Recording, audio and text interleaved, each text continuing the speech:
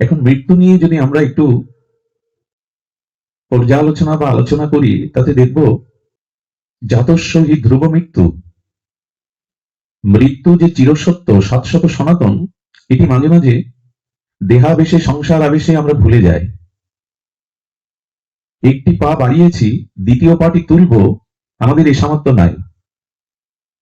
মুখে অন্যের গ্রাস দিয়েছি, সেই গ্রাসটা পাকস্থলিতে প্রবেশ করবে, মৃত্যু আমাকে এই সময় দেবে না। একটি নিঃশ্বাস প্রত্যাহার করলাম, কিন্তু গ্রহণ করতে পারলাম না, এর নাম শেষ নিঃশ্বাস ত্যাগ, মৃত্যু। কত নিকটে দেখুন তো। যে বাক্যটা বলতে চাইছি তা বলা হলো না, এ দেহ থেকে আত্মা বিযুক্ত হয়ে গেল। আচ্ছা, আপনাদের যদি বলা হয় আমাদের গৃহে আজ আপনার নিমন্ত্রণ, কিন্তু আপনি যখন আসবেন তখন আপনার দেহের ছায়াটা নিয়ে আসবেন না, সম্ভব কি? আপনি আসুন, কিন্তু আপনার দেহের ছায়াটা যেন নিয়ে আসবেন না, এটি সম্ভব কি? তেমনি যেদিন আমি জন্মেছি, ছায়ার মতো মৃত্যু আমার মধ্যেই রয়ে গেছে।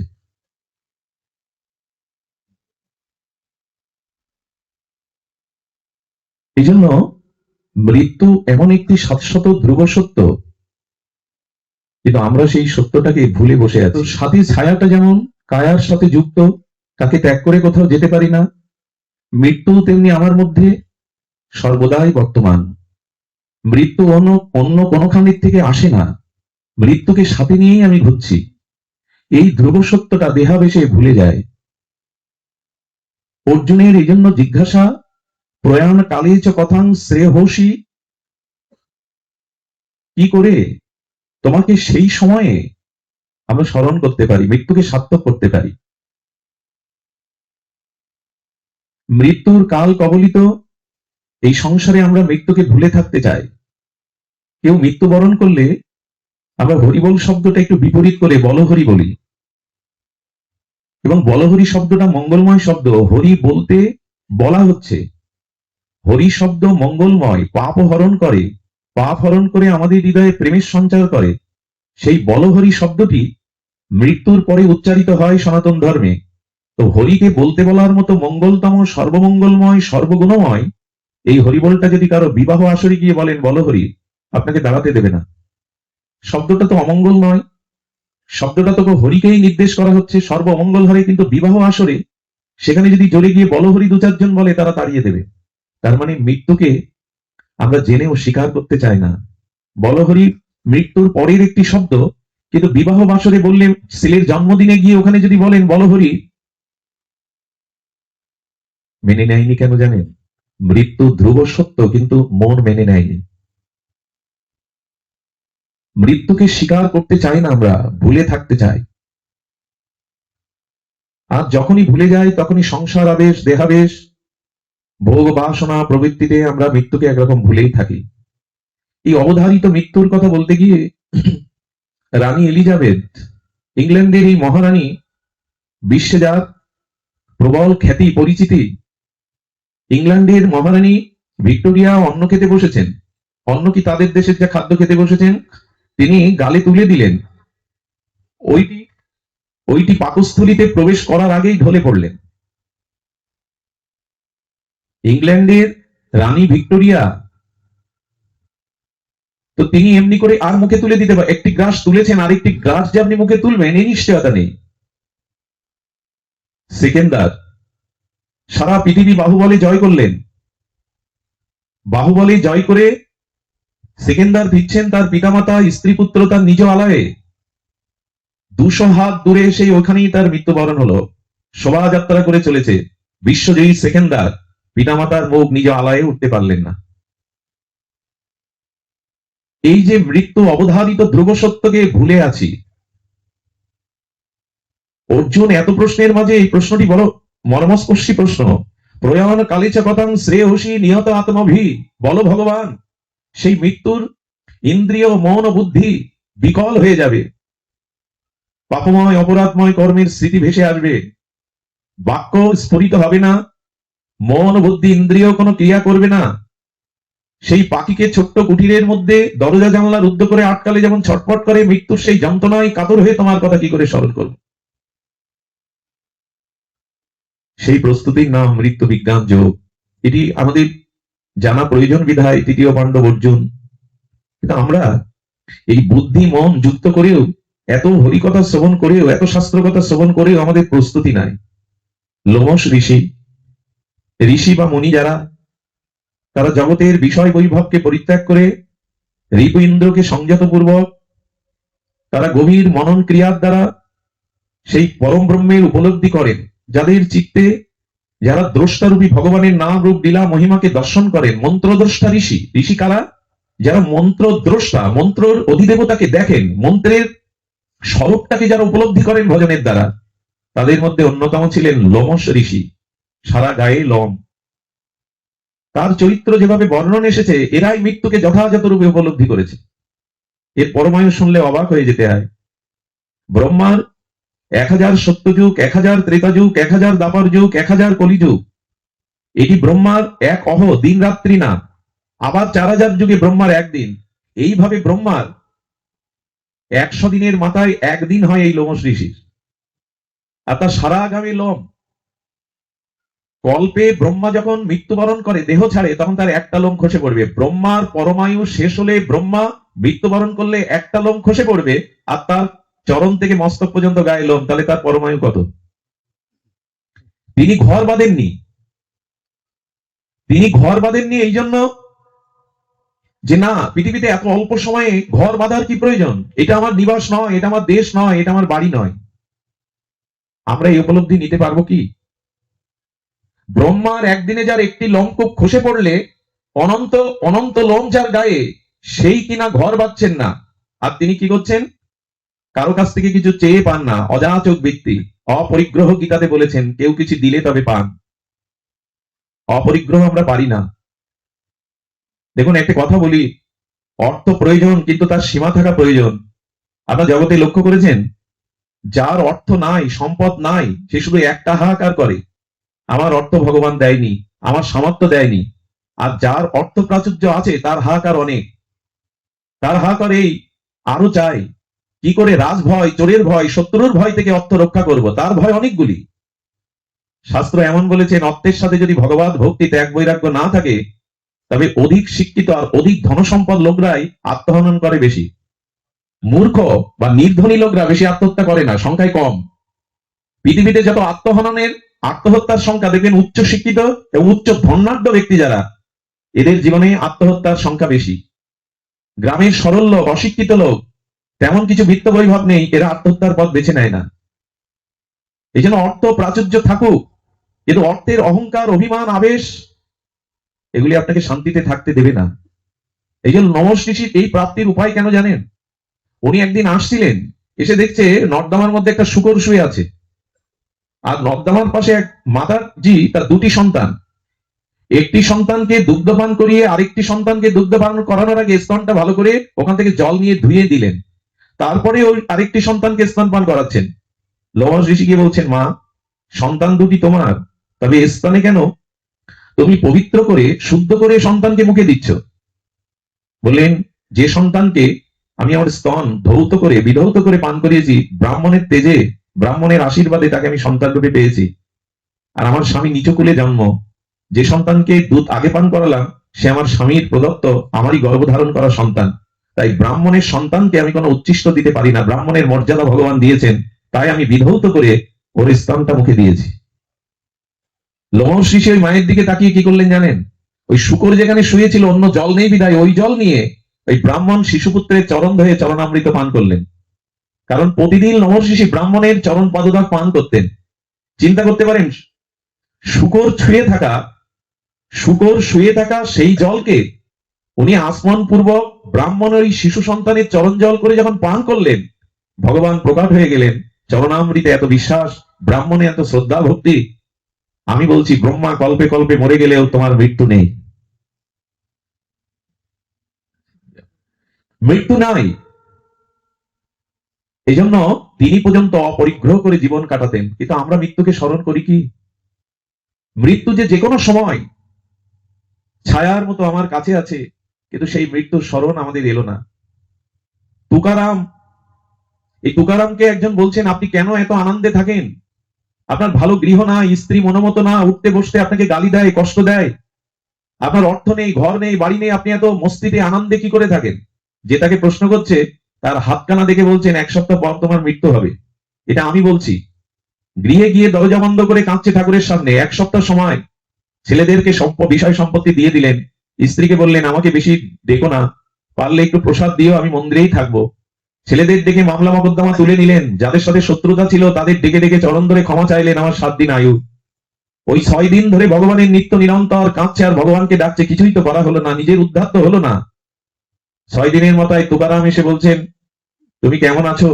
বলেন আর থাকা, ঘর নেই, স্ত্রী পুত্রের স্মরণ নেই, বিষয় আশাই নেই, এই জগতের শত্রু মিত্রের কথা আর নয়, দিন রাত ভগবানকে ডাকছি, তবে হৃদয়ে একটা ভগবানের ভজনে আনন্দ পাচ্ছি। উনি মাথা হাত দিয়ে বললেন তোমার মৃত্যু এখন নয়, 7 দিনে নয়। আমার কাছে প্রশ্ন করেছিলে আমার কিছুই নেই, আমি আনন্দে কেন থাকি? তার প্রশ্ন এই, তুমি 7 দিনে মৃত্যুকে মনে করো, আর আমি মনে করি 1 সেকেন্ড পরেই আমার মৃত্যু, এই জন্য কোনো বাসনা আমার নেই, এই জন্য আমি আনন্দে থাকি। মৃত্যুকে সম্মুখে যদি দেখেন, সেখানে আমাদের এত ভোগ বিলাস প্রবৃত্তি বাসনা জাগতে পারে না, কিন্তু ধ্যান দিতে হবে। এরপরেই ভগবান বলে দিয়েছেন তসমাৎ সর্বেষু কালেষু মমনশ্বর যুদ্ধ চ, আমাকে সর্বদা স্মরণ করো, এটাই মৃত্যুর প্রস্তুতি। আর শোনো, আমাকে সারা জীবন আত্মনিবেদন করে যদি ভজন করতে পারো, এই জড়জাগতিক কাল কবলিত অনিত্য প্রপঞ্চ শরীর যদি সাড়া না দেয়, বুদ্ধি স্মৃতিশক্তি যেদিন তোমার সাড়া না দেয়, তবে জেনে রাখো তোমার অন্তিম সময় তোমার হৃদয়ে বসে আমি তোমার নাম করিয়ে নেব, আমি তোমার দায়িত্ব পালন করে নেব। আমাকে স্মরণ করো, মৃত্যুকে সম্মুখে দেখে স্মরণ করো। সুধীজন, এই জন্য প্রয়াণকালে সেই বিশেষ রূপে ভগবানের স্মরণের জন্য আজ আমাদের কিন্তু উপলব্ধি আসে কই। তবে একটি মার্মিক কথা বলেই বিশ্রাম করি। আসলে মনে হচ্ছে আমি গিয়েও কি কাকে রক্ষা করতে পারবো? আপনাদের আশীর্বাদ, হরিকথা, ভগবানের কৃপায় তার রক্ষা কবচ। হয়তো কোনো ব্যবস্থা তিনি করবেন, আর ভগবানের কৃপা সৌম্য এসে গেছে। সে ভাগবত প্রবক্তা, পরিপূরণটা তার দ্বারাই ভগবান করবেন বলে এনেছেন। আমি সামান্য যেটা শুরু করেছিলাম, এই অবস্থাতে কথা বলাটা খুব কষ্টকর, তবু ভাবি কিছু তো করার নেই, আমাদের হাতে কিছু নেই। হয়তো আত্মীয় স্বজন ভুল বুঝবে, কিন্তু এইটুকু জেনেছি আপনাদের সুদৃষ্টিতে তার হাতের বাইরে আমাদের কিছু করার নেই। তো এই যে ভগবানকে উপলব্ধি করার জন্য নিত্য নিরন্তর স্মরণের কথা শুনছি, পাঠে জানছি, কিন্তু নাম স্মরণ হয় কই, লীলা স্মরণ হয় কই, নিত্য নিরন্তর অবিচ্ছিন্ন তৈল ধারার ন্যায় ভগবত স্মরণটা হয় না কেন? বলল উপলব্ধি আসেনি। উপলব্ধি আসেনি কেন? উপলব্ধি আসেনি দেখুন, শ্রী গুরু কৃপা ব্যতীত, বৈষ্ণব কৃপা ব্যতীত আপনার উপলব্ধি আসতে পারে না। তার ছোট্ট একটা দৃষ্টান্ত, দুটি দৃষ্টান্ত বড় মার্মিক, একটু ধ্যান দিন। অর্জুন এবং শ্রীকৃষ্ণ একই রথে, দুইজন আলাদা রথে নয়। অখণ্ড পরতত্ত্ব স্বয়ং সচ্চিদানন্দ পরম ব্রহ্ম ভগবান শ্রীকৃষ্ণ এবং অর্জুন একই রথে, কিন্তু অর্জুনের মোহ বিষাদ এলো কেন?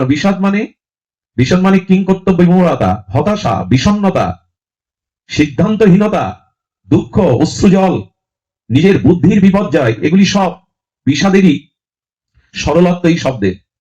তো ভগবান শ্রীকৃষ্ণ যে রথে দাঁড়িয়ে, ভগবানের মতো সখা যার, তার মোহ আসবে কেন? সূর্যে অন্ধকার আসবে কেন? একটাই কারণ, অর্জুন সখা রূপে কৃষ্ণকে দেখছে, ভগবান রূপে কৃষ্ণকে দেখছে। ভগবান রূপে না দেখলেও তো তিনি ভগবান, ভগবানকে মানি আর না মানি তিনি তো সচ্চিদানন্দ ভগবান। কিন্তু অর্জুনের বিষাদ কেন, কর্তব্য বিমূঢ়তা কেন? এর একটাই কারণ, অর্জুন গুরু কৃপা এখনো পাননি। এই দেখুন কি মর্মার্থ। এই জন্য অর্জুন বিষাদগ্রস্ত হয়ে অশ্রুসজল নয়নে কিং কর্তব্য বিমূঢ় হয়ে রথে ধনুর্বাদ ত্যাগ করলেন, হতাশাগ্রস্ত হয়ে, বুদ্ধি বিপর্যস্ত হয়ে, বিষাদগ্রস্ত হয়ে গেলেন। কিন্তু বিষাদগ্রস্ত মানুষকে প্রসাদ দিতে পারে একমাত্র গুরুদেব, ভগবান না। এই কথাটি অন্তরে লিখে নিন, বিষাদগ্রস্ত জীবকে প্রসাদ দিতে পারে একমাত্র শ্রী গুরুদেব। শ্রী গুরুদেবের মহিমা দেখুন। অর্জুন বলে বসলেন, প্রভু এই মুহূর্তে আপনি আমার সখা নন, শিষ্যস্তে মাং সাধিমাং তাং প্রপন্নম, আমি আপনার শিষ্য, আমি গুরু রূপে আমাকে তত্ত্ব উপদেশ দেন। এই দেখুন, যখনই শ্রীকৃষ্ণকে ভগবান রূপে না গুরু রূপে স্বীকার করলেন, নিজেকে শিষ্য রূপে স্বীকার করলেন, তখনই ভগবানের দিব্য বাণী দ্বারা অর্জুন বলে বসলেন, নষ্ট মহ স্মৃতিলব্ধ, আমার মোহ নষ্ট হয়ে গেছে, করিচ্ছে বচনান্তব, আমি আপনার প্রতিটি কর্তব্য কর্ম আদেশ পালনের জন্য সম্পূর্ণ প্রস্তুত। ভগবান যে রথে তার মোহ যায় না, অথচ গুরু রূপে বরণ করে যখন গুরু উপদেষ্টা হয়ে উপদেশ দিলেন, সেই গুরু কৃপাতে এই অর্জুনের মোহ দূর হলো। এতে কি সিদ্ধান্ত এলো? গুরু কৃপা ব্যতীত, শুদ্ধ মহাতের কৃপা ব্যতীত ভগবানের রথে একসাথে থাকলেও আপনার মোহ দূর হওয়ার নয়। শ্রী গুরু কৃপা চায়, মহৎ কৃপা চায়। আরো দেখুন দৃষ্টান্ত এসেছে, পরীক্ষিত মহারাজ সাধারণ নয়, অভিমন্যু পুত্র, উত্তরার গর্ভে তার আবির্ভাব, গর্ভেই ব্রহ্মাস্ত্রের হাত থেকে স্বয়ং ভগবান যাকে গর্ভে প্রবেশ করে রক্ষা করেন সে সাধারণ, যে পরীক্ষিত মহারাজ গর্ভেই ভগবান দর্শন করলেন, আর তার ভূমিষ্ঠ হওয়ার পরে কোলে তুলে দিলেন ধর্মরাজ প্রাজ্ঞ যুধিষ্ঠির। যুধিষ্ঠিরের কোলে যে মানুষ হয়, সর্বক্ষণ কৃষ্ণ পঞ্চপাণ্ডবদের দুয়ারে পড়ে থাকতেন, ভোজনে শয়নে কৃষ্ণকে সামনে দেখে যে বড় হয়েছে, যুধিষ্ঠিরের মতো প্রাজ্ঞ ধার্মিকের কোলে উঠে যে প্রতিপালিত হয়েছে, যিনি অভিমন্যের পুত্র, যিনি গর্বেই ভগবান দর্শন করলেন, রক্ষা পেলেন ব্রহ্মাস্ত্রের হাত থেকে, সে ঋষির গলায় সাপ ঝোলাতে পারে? তার তত্ত্বজ্ঞান হয়নি কেন? কৃষ্ণকে দেখে বড় হয়েছেন, যুধিষ্ঠিরের কোলে বড় হয়েছেন, কিন্তু তার তত্ত্বজ্ঞান হলো না কেন? ঋষির গলায় কেন মালা সাপ ঝুলিয়ে দেবে সে? তৃষ্ণার্ত হয়েছে ভালো কথা, ঋষি তো জপ ধ্যান করছেন, তার গলে মৃত সর্ব জড়ানো, তার মানে তখনও তার তত্ত্বজ্ঞান হয়নি। তার ভগবত কৃপা এবং তার ভগবত প্রাপ্তি উপলব্ধি কখন হলো? যখন সুখদেব ভগবানকে তিনি গুরু রূপে বরণ করে আত্মসমর্পণ করলেন। এর থেকে বড় তত্ত্ব হতে পারে না যে শ্রীগুরু কৃপা, মহৎ কৃপা বিনা ভগবত উপলব্ধি, করুণা আসবে না। ভগবান শ্রীকৃষ্ণকে দেখে যে বড় হয়, যুধিষ্ঠিরের মতো ধার্মিক প্রাজ্ঞের কোলে যে বড় হয়, অভিমন্যুর পুত্র যিনি গর্বেই ভগবানকে যিনি দর্শন করেছেন, তার উপলব্ধি হলো গঙ্গা তীরে ছিল সুখদেব গোস্বামীকে গুরু রূপে আত্মসমর্পণ করে ভগবত শ্রবণের দ্বারা, অর্থাৎ মহৎ কৃপা যুক্তের সাথে যদি মহৎ মুখনির্গলিত হরি কথা আপনার ভেতরে প্রবেশ করে, তখনই আপনার উপলব্ধি আসে, প্রেম ভক্তি আসে, জন্ম মৃত্যু চক্রে থেকে তখনই নিস্তার আসে।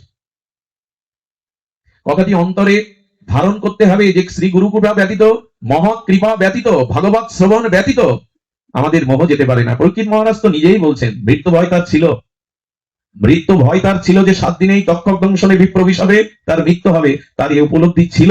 মৃত্যুতে তিনি ভীত হয়েছিলেন, কিন্তু তিনি এও প্রশ্ন করেছিলেন, হে সুখদেব ভগবান, হে পরম আরাধ্য শ্রীচরণ, যোগী ঋষি মুনি যুগ যুগান্তর তপস্যা করে যোগ সাধনার দ্বারা, ধ্যানের দ্বারা, তপস্যার দ্বারা যে দুর্লভ গোবিন্দ চরণ পায় না, আর 7 দিন পরমায়ু, সারা জীবন এই রাজ সভাতে বসেছি, রাজ মুকুট ধারণ করেছি, ভোগ বিলাস করেছি, এই 7 দিনেই কি করে আমার গোবিন্দ পদ্ম দুর্লভ চরণ পাবো আপনি আমাকে বলুন। যখনই সমর্পণ করলেন, আত্মসমর্পণ করলেন, তখনই ছিল সুখদেব গোস্বামী এই গুরু কৃপায়, মহৎ কৃপায়, ভগবত কৃপায়। সে বলতে বলতে কি বলে চলে গেল, এখন যদি তক্ষক আমার সামনেও আসে, গুরুদেব আপনার অপরোক্ষ অনুভূতি, আপনার ভাগবত কৃপায় এখন আমি চারিদিকে মৃত্যুকে দেখছি না, সর্বকে দেখছি না, দেখছি সর্বের মধ্যে আমার গোবিন্দকে। এই উপলব্ধি হলো তার। এই জন্য শ্রী গুরু কৃপা ব্যতীত, মহৎ কৃপা ব্যতীত কিছুই হওয়ার নয় সুধীজন। এই জন্য এই প্রয়াণকালে শ্রী ভগবানের স্মরণ তখনই আসতে পারে যখন মহৎ কৃপা, গুরু কৃপা, ভাগবত কৃপা আপনার উপরে বর্ষিত হবে।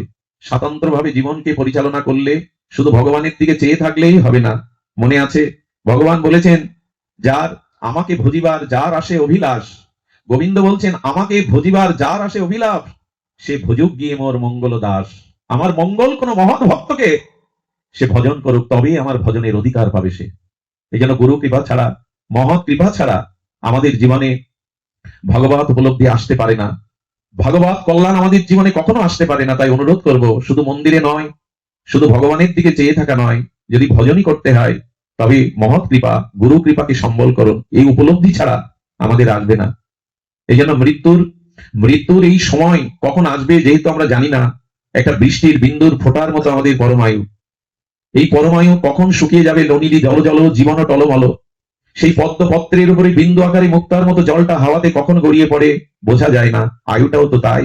তাই মৃত্যুকে সার্বক্ষণিক অন্তরে জাগিয়ে রাখুন। আর এই মৃত্যুর জন্য প্রস্তুতি রাখার জন্য ঠাকুর হরিদাস বিশ্বদেব পিতামহ আমাদের জানিয়েছেন মৃত্যুটা কেমন হবে। আমি আপনাদের অনুরোধ করছি যে মৃত্যুর এই প্রস্তুতিটা এদের কাছ থেকেই শিখতে হবে।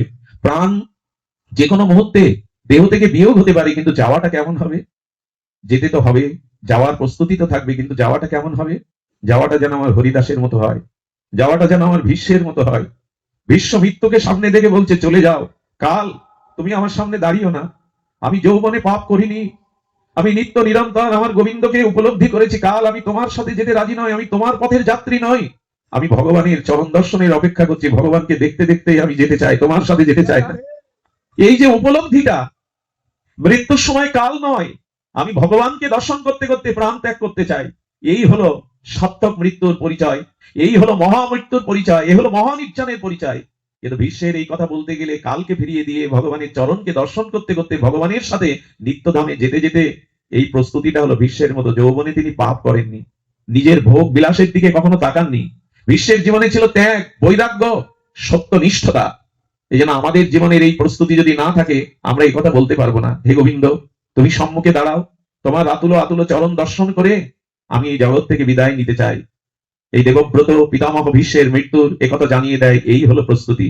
এমন ভজন করেছি তো, এমন ভক্তি অর্জন করেছি তো, যে মৃত্যুর সময় গোবিন্দ তার সচ্চিদানন্দ মূর্তি চরণ নিয়ে দাঁড়াবে, তার বদন দর্শন আর তার চরণ দর্শন করতে করতে জগৎ থেকে চলে যেতে পারবো।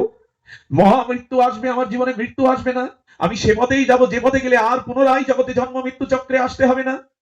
এর প্রস্তুতি ভীষ্মের মতো ত্যাগ থাকা চাই, বৈরাগ্য থাকা চাই। যারা আমরা সাধু বেশ নিয়েছি, যারা আমরা এই ভগবত ধর্মে দীক্ষা শিক্ষা নিয়েছি, যারা শুদ্ধ গুরু পরম্পরা এই ভগবত প্রগতির পথে এসেছি, আমরা যেন নিজেকে না ঠকাই। এই পথে এসে লোভ লালসা অর্থ বিত্ত সম্মানের কাঙাল যেন না হয়। এই পথকে, এই সাদা বস্ত্রকে যেন কলঙ্কিত না করি। আমাদের দিকে চেয়ে আছে হাজার হাজার মানুষ, আমাদের চরিত্র, আমাদের আদর্শ, আমাদের ত্যাগ, আমাদের বৈরাগ্য, মানুষ পথ চিনবে, আলোর পথে যাবে। তাই যারা সৎগুরুদেবের কৃপা পেয়েছেন, যারা এই পথে এসেছেন, আর যেন পিছনে ফিরতে না হয়, আর যেন অন্ধকার পথের যাত্রী না হতে হয়। এই প্রস্তুতিটা থাকার নাম মৃত্যু প্রস্তুতি। শুদ্ধ জীবন, ভগবত জীবন। ঠাকুর হরিদাসের জীবন দেখুন, মহাপ্রভু হরিদাসের দিকে তাকিয়ে বলছেন কিছু বলবে?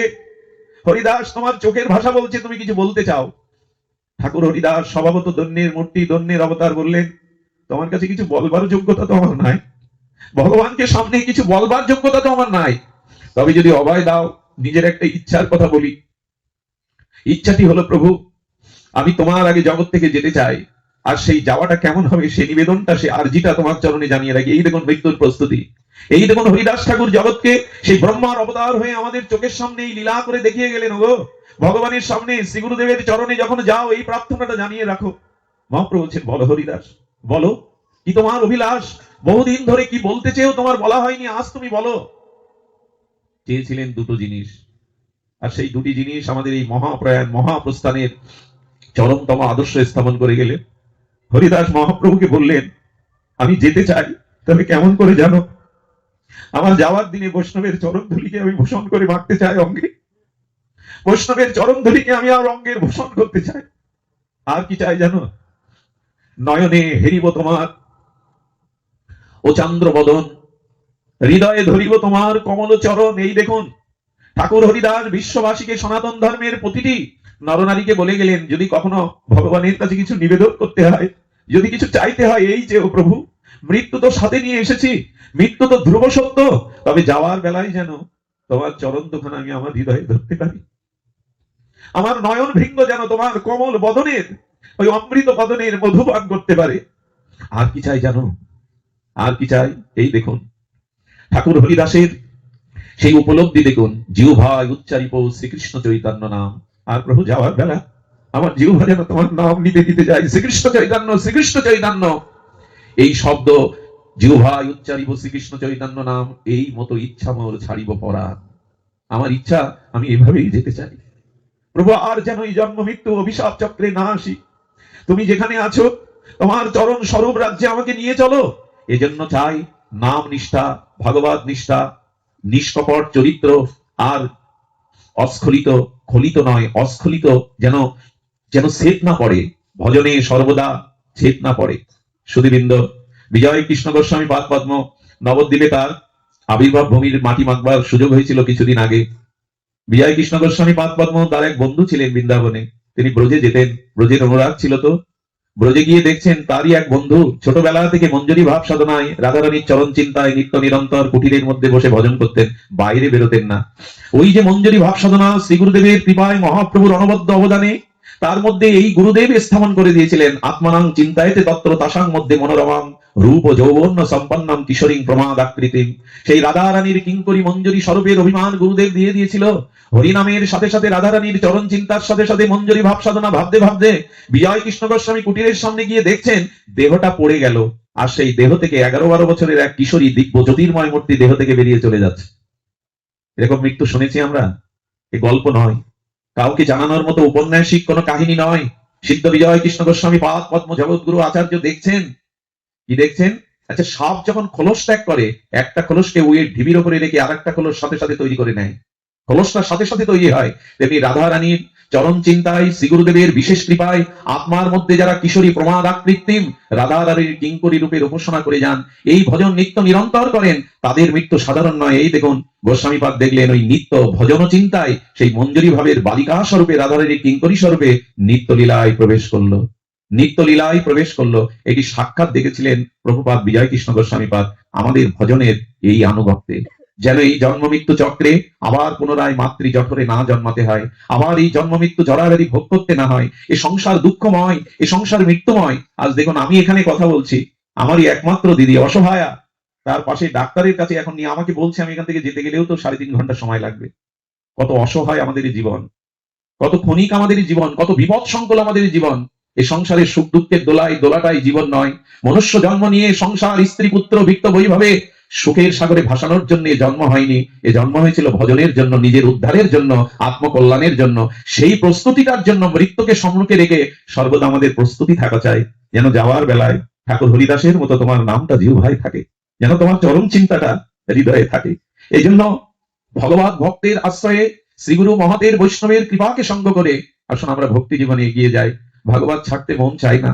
আমি ট্যাকেরহাট আসার আগেই শুনে আমাকে সবাই বলছে পাঠ সারা জীবন করলে পড়ে আছে মানুষটা, তোমার দায়িত্ব নেই। কি বলবো বলুন তো, কি বলার আছে? সংসারে এমনি করে অনেক পরীক্ষা আসে। যারা ভাগবত পথে জীবনকে উৎসর্গ করেছে এদের অনেক পরীক্ষা দিতে হয়।